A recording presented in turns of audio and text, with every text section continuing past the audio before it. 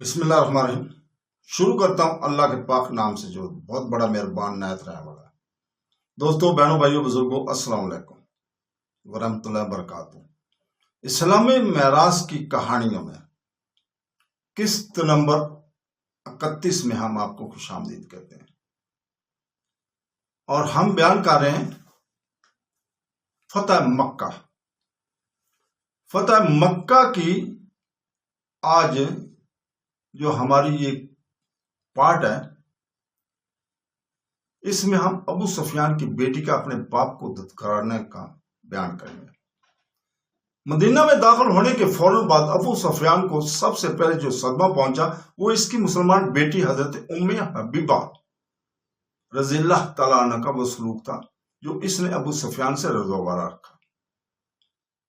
یہ سیدہ فاضلہ مومنین میں سے ایک ہیں، چونکہ ابو سفیان کی بیٹی رسول پاک صلی اللہ علیہ وسلم کے گھر میں تھی، اس لیے اس نے اس کے حجرہ میں جانے کے لیے رسول پاک صلی اللہ علیہ وسلم کے گھر جانے کا ارادہ کیا، اور بیٹی کے ہاں جاتے ہی اس نے رسول کریم صلی اللہ علیہ وسلم کے بستر پر بیٹھنے کی کوشش کی، تو حضرت ام حبیبہ رضی اللہ تعالیٰ عنہ نے اس کو بیٹھنے سے منع کیا۔ ام حبیبہ سفیان کی بیٹی تھی اور حضور پاک صلی اللہ علیہ وسلم کی زوجہ محترمہ تھی۔ بستر کو لپیٹ کر دیا کہیں یہ اس پر بیٹھ ہی نہ جائے اپنے باپ کو۔ یہ اس کی بری لگی اور اس نے بڑے دکھ اور تلخی سے کہا، اے میری بیٹی۔ ابو سفیان نے کہا، مجھے معلوم نہیں کہ تو نے اس بستر کو میرے لیے اچھا نہیں سمجھا یا مجھے اس بستر کے قابل نہیں سمجھا۔ تو ام المومنین نے ایک راست باز مومن کے لہجے میں جو عقیدے اور رسول کی ہر چیز سے بلند خیال کرتا ہے کہا کہ یہ رسول پاک صلی اللہ علیہ وسلم کا بستر ہے اور تو ایک مشرک اور نجس آدمی ہے، اور میں پسند نہیں کرتی کہ تو رسول پاک صلی اللہ علیہ وسلم کے بستر پر بیٹھے۔ ابو سفیان نے کہا، اے بیٹی، خدا کی قسم تجھے میرے بات غلط روش نہ پایا لیا ہے۔ حضرت ام حبیبہ نے جواب دیا، اللہ تعالیٰ نے اسلام کی طرف میری رہنمائی کی ہے اور آپ قریش کے سردار اور بڑے آدمی ہیں، کیا تیرا اسلام میں داخل ہونا تجھے ہیچ کر دے گا؟ حالانکہ تو بتوں کو پوجتا ہے جو نہ سنتے ہیں اور نہ دیکھتے ہیں۔ تو ابو سفیان نے کہا، تعجب ہے کہ تو بھی ایسی باتیں کرتی ہے، کیا میں ان بتوں کو چھوڑ دوں جن کی پرستش میرے آباء و اجداد کرتے تھے اور دین محمد کی پیروی کروں؟ اس کے بعد وہ باہر چلا گیا۔ ابو سفیان نے جب حضرت ام حبیبہ کے حجرہ کو چھوڑا، جو سلوک اس کے مسلمان بیٹی نے اس سے کیا، اسے صراحت کے ساتھ کہہ دیا کہ تو مشرک اور نجس ہے، اور میں تجھے باوجود باپ ہونے کے رسول پاک صلی اللہ علیہ وسلم کہ بستر پر بیٹھنے کی بھی اجازت نہیں دے سکتی۔ نیز اسے الحق و ثواب کے واضح ہو جانے کے بعد بھی اب تک بتوں کی پرستش کرنے پر ملامت کی، حالانکہ وہ قریش کا سردار اور بڑا آدمی تھا، تو اس کی ٹانگوں میں چلنے کی سخت نہ رہی۔ اس شدت نفسیاتی صدمہ کے بعد جو اسے اس کی مسلمان بیٹی سے پہنچا، اس نے رسول کریم صلی اللہ علیہ وسلم کو رضامند کرنے کی ایک مایوسانہ کوشش کی۔ آپ اس کے ساتھ قریش کے لیے صلح حدیبیہ کو معمول کے مطابق جاری رکھنے اور تصحیح صلح کی مدت میں اضافہ کرنے کے لیے مذاکرات میں شامل ہو جائیں، کیونکہ اگر یہ بات ہو جاتی تو قریش جو آپ کے حلیفوں سے ظلم اور زیادتی کر چکے تھے، یہ ان کے لیے عام قائم کر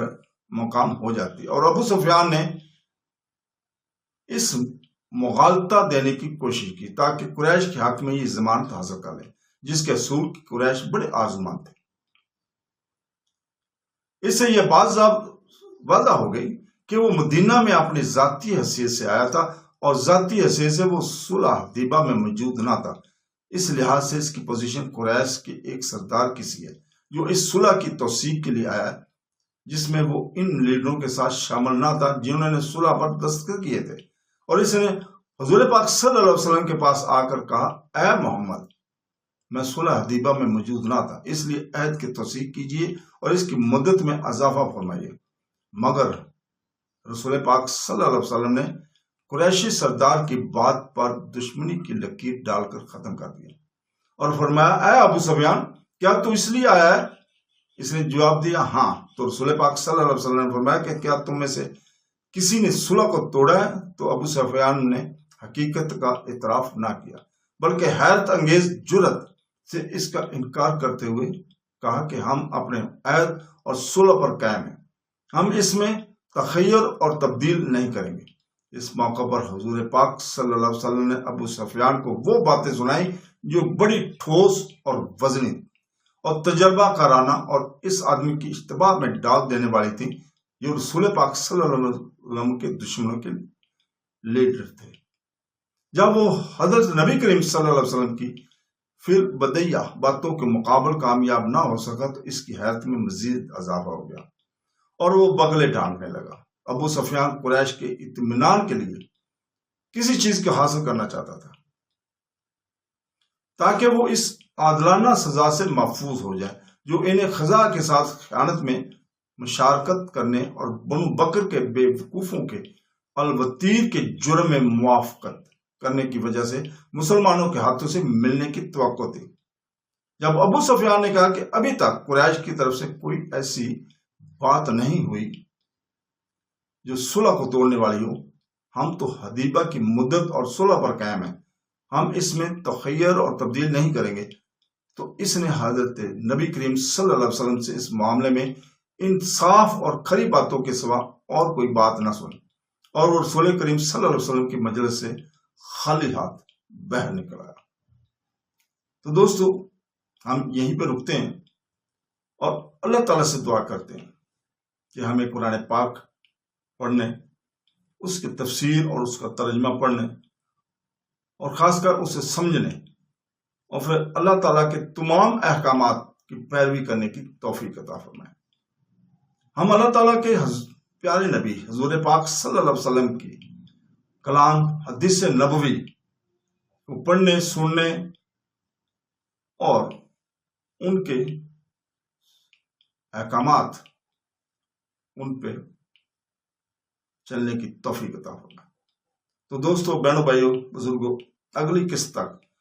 ہم آپ سے اجازت چاہتے ہیں۔ تو اللہ حافظ۔